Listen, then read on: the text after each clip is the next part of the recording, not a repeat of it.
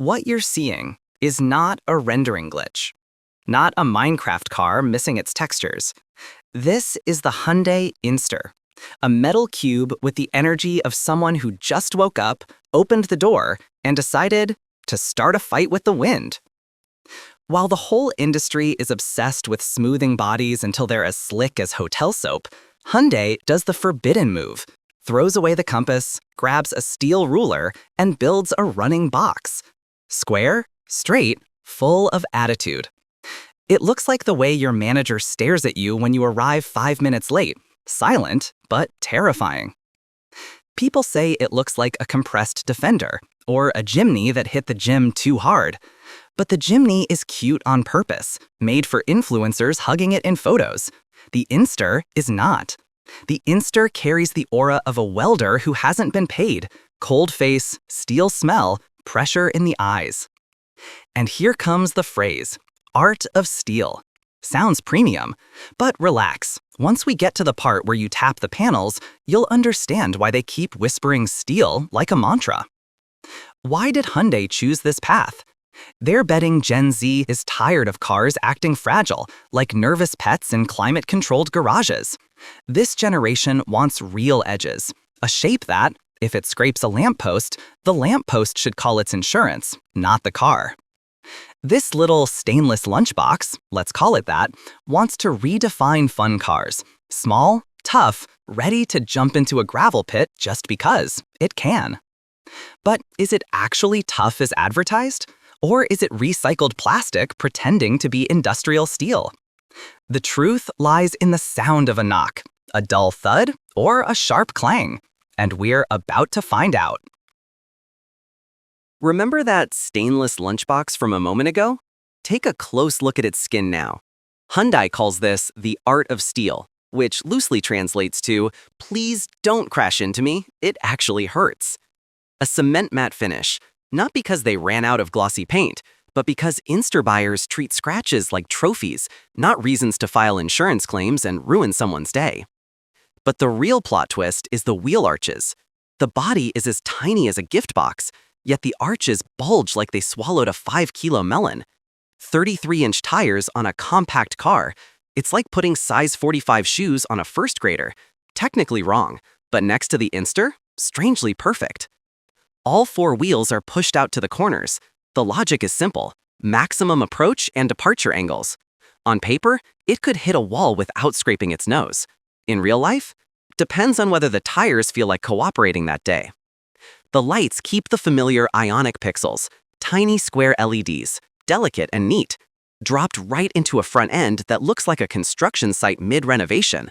A cyberpunk mashup, a high-end gaming PC stuffed inside a 1990s pre-built case.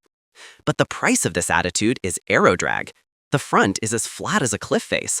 Air slams into it and simply gives up. Range will take a hit, but Instar owners aren't buying distance, they're buying personality. Lose a few extra miles? Consider it a tip for looking this unapologetic. Remember that pole impact we joked about earlier? On a normal car, breaking the mirror hurts your wallet. On the Instar, breaking the mirror just means keep using it. Because the mirror isn't really a mirror, it's a camera. And it gets better. You can pull it off and use it like a high-powered flashlight. You're out camping. It's pitch dark. You need to wander into the bushes for personal business. Just walk back to the car, pop the mirror off, and shine your way through. The beam is strong enough to make any wildlife reconsider its life choices. Step inside the cabin. Forget tablet-sized displays. Hyundai removed all of that. Instead, you get a thin LED strip. And the star of the show, Instarbot, a tiny robot with Tamagotchi-style expressions straight out of the 90s. It jumps. It shows your speed. It widens its eyes when you take a corner with too much confidence.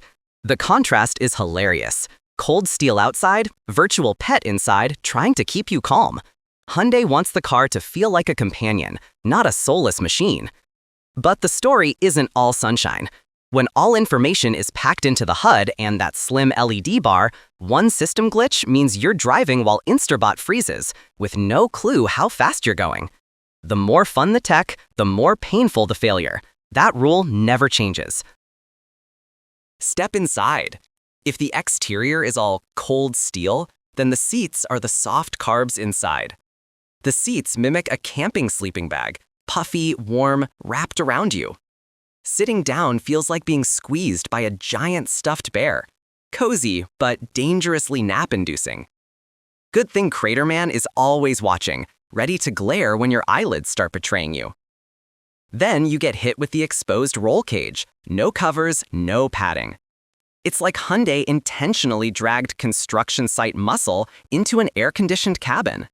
Feels like sipping Starbucks inside a warehouse that's still under construction, premium but dusty in spirit. Fold the seats down and the floor becomes perfectly flat. 2 adults can lie down easily. Hang the detachable mirror light on the ceiling. Plug your mini stove into the V2L port. Congratulations! You now have a mobile 1,000-star hotel. Pure glamping, embracing nature while refusing to give up air conditioning. But Hyundai's minimalism this time walks a very thin line. The big screen is gone. The shifter moves to the steering column. Storage bins are held by elastic straps. It looks cool, but when the trail gets rough, will your water bottle stay put? Or choose freedom and launch itself toward the sleeping bag seats? Minimalism and impracticality, separated by exactly 1 bump. Now to the important part. Hyundai hasn't revealed the specs yet, but with the E-GMP platform underneath, the Crater is no lightweight. Don't expect speed. The aerodynamics of a dreaming brick, combined with tires the size of small boulders, guarantee this thing wasn't born for straight-line glory. Push it to highway speeds, and the battery will drop faster than your ex's mood when you ask for money. Its real strength is torque. EVs have instant pull.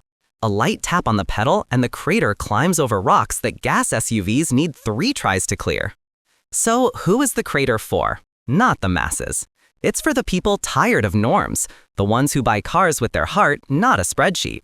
Park it next to a Jimny or a Bronco Sport. This belongs to the fun first club, not the practical math squad. In short, the Crater is a gamble against tradition. Not smooth, no giant screen. A mix of rugged and a little rebellious. When it enters production, the removable mirrors might get cut. The sleeping bag seats might turn into industrial leather. But the art of steel spirit must survive. Because the world has enough pretty cars, but not enough weirdly adorable ones. If the price lands below the global equivalent of $32,000 USD, sorry Jimny, the fun off-road throne might shake. How about you? Boxy or curvy? Drop a comment, like, subscribe, and hit the bell for Carcry. Now excuse me while I reattach this mirror before someone finds me. See you next time.